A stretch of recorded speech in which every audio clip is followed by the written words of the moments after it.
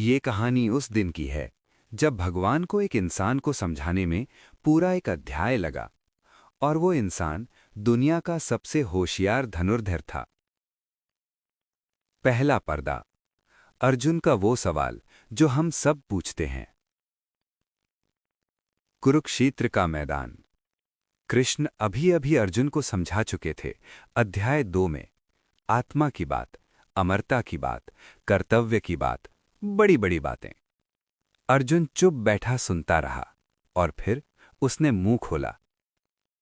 आवाज में थकान थी, झुंझलाहट थी और एक ऐसा दर्द था जो तर्क से नहीं, सीधे पेट से आता है। उसने कहा, हे जनार्दन, अगर तू कहता है कि ज्ञान क्रम से श्रेष्ठ है, तो फिर मुझे इस भयंकर युद्ध में क्यों धकेल रहा है? रुको, यहां रुको एक पल। ये सवाल सुना तुमने? अगर सब कुछ व्यर्थ है तो करूं क्यों? अगर फल मेरे हाथ में नहीं तो मेहनत किस लिए? अगर सब ईश्वर की माया है तो मैं क्यों उठूं सुबह?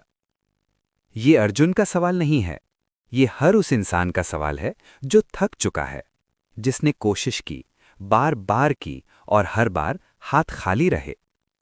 वो बैठ जाता है और पूछता है, आखिर क्यों? दूसरा पर्दा। कृष्ण का चेहरा। अब कृष्ण को देखो। वो मुस्कुराए नहीं इस बार, वो झुंझलाए भी नहीं। उनके चेहरे पर वो भाव आया जो किसी गुरु के चेहरे पर तब आता है जब शिष्य ने पहली बार सही सवाल पूछा हो। वो जानते थे अर्जुन थका नहीं है, अर्जुन उलझा हुआ है। और उलझे हुए इंसान को लंबे भाषण नहीं चाहिए। उसे चाहिए एक धागा, एक सिरा, जिसे पकड़कर वो खुद सुलझ सके। कृष्ण ने गहरी सांस ली और बोले, हे निष्पाप, इस संसार में 2 प्रकार की निष्ठाएं हैं। बस इतना। और उसके बाद जो उन्होंने कहा वो हजारों साल बाद भी गूंज रहा है। तीसरा पर्दा। वो बात जो कृष्ण ने सबसे पहले कही। न ही कश्चित क्षणमपि जातु तिष्ठति अकर्मकृत। सुनो इसे। कोई भी एक पल के लिए भी बिना कर्म किए नहीं रह सकता। कोई भी नहीं। सांस लेना कर्म है, सोचना कर्म है, चुप रहना कर्म है, भागना कर्म है। तुम कर्म से भाग नहीं सकते। तुम सिर्फ ये चुन सकते हो कैसा कर्म। अर्जुन ने सुना। उसकी भौएं थोड़ी सिकुड़ी, जैसे किसी ने अंधेरे में मोमबत्ती जलाई हो। रोशनी अच्छी लगती है, पर आंखें अभी आदी नहीं हुईं। कृष्ण रुके नहीं। चौथा पर्दा। वो उदाहरण जो कृष्ण ने दिया। यज्ञार्थात् कर्मणो अन्यत्र लोको अयम कर्म बंधनः। कृष्ण ने कहा, जो कर्म सिर्फ अपने लिए किया जाए वो बंधन है, जो कर्म दूसरों के लिए किया जाए वो मुक्ति है। अर्जुन की आंखें उठीं। कृष्ण आगे बोले और यहां उन्होंने एक बात कही जो इतनी सीधी थी कि चोट करती है। देख पार्थ, जो लोग खाना खाते हैं बिना कुछ दिए वो चोर हैं। चोर भारी शब्द है, पर सोचो, हम रोज क्या करते हैं? समाज से लेते हैं सड़क, पानी, हवा, रिश्ते, और देते क्या हैं? सिर्फ अपनी जिंदगी जीते हैं, अपना घर, अपना मुनाफा, अपनी तरक्की। कृष्ण उस दिन अर्जुन से नहीं बोल रहे थे, वो हम सब से बोल रहे थे। और फिर कृष्ण ने कुछ ऐसा कहा जो कोई भगवान नहीं कहता। उन्होंने कहा, हे पार्थ, तीनों लोकों में मेरे लिए कोई कर्तव्य नहीं, कुछ पाना नहीं, कुछ खोना नहीं, फिर भी मैं कर्म करता हूं। रुको, ईश्वर कह रहा है मुझे कुछ नहीं चाहिए, फिर भी मैं काम करता हूं। क्यों? यदि मैं कर्म न करूं तो लोग मेरा अनुसरण करेंगे और सब रुक जाएगा, सृष्टि थम जाएगी।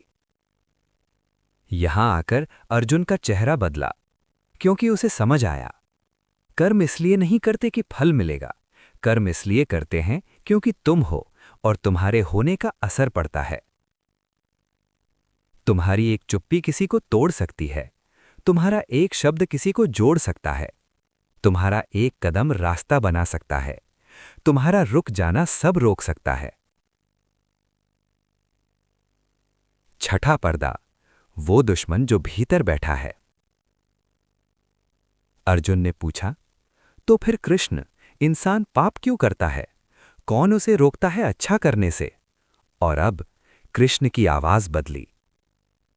अब तक वो समझा रहे थे, अब वो चेता रहे थे।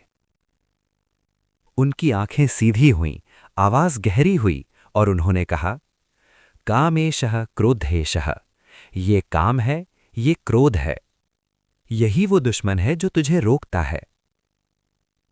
जैसे धुआं आग को ढक लेता है, जैसे धूल दर्पण को ढक लेती है, जैसे झिल्ली बच्चे को गर्भ में ढकती है, वैसे ही ये काम और क्रोध ज्ञान को ढक लेते हैं। 3 उदाहरण, एक के बाद एक, क्योंकि कृष्ण जानते थे अर्जुन एक से नहीं मानेगा। और अब एक पल के लिए तुम सोचो, तुम्हारे भीतर भी वो धुआं है। जब कोई तुम्हारी बात काटता है और तुम्हारे भीतर कुछ जल उठता है, वो क्रोध धुआं बन जाता है और तुम्हें दिखना बंद हो जाता है कि सामने वाला इंसान है, दुश्मन नहीं।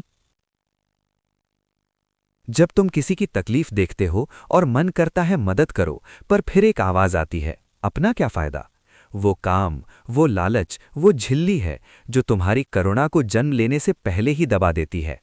यही है वो दुश्मन जो बाहर नहीं, भीतर रहता है। 7वां पर्दा, आखिरी बात, सबसे जरूरी बात।